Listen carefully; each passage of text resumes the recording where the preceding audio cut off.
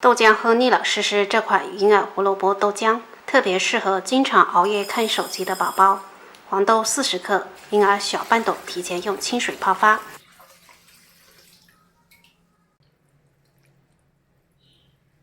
趁这个时间，将半小节胡萝卜去皮后滚刀切块。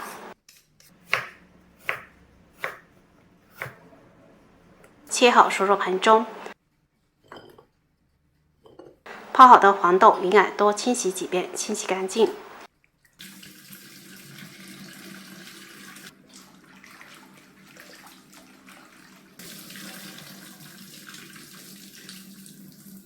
将银耳黄色的部分切掉，再用手将它撕成一小朵一小朵。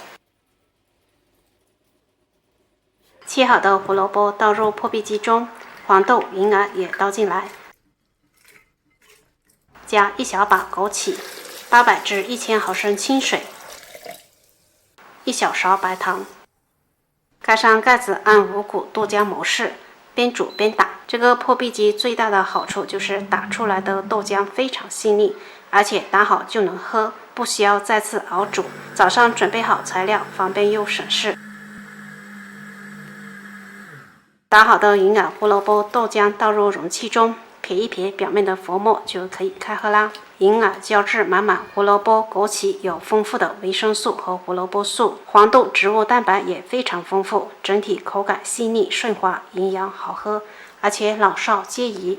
好了，这期视频就分享到这里，喜欢的朋友可以在家试一下，拜拜。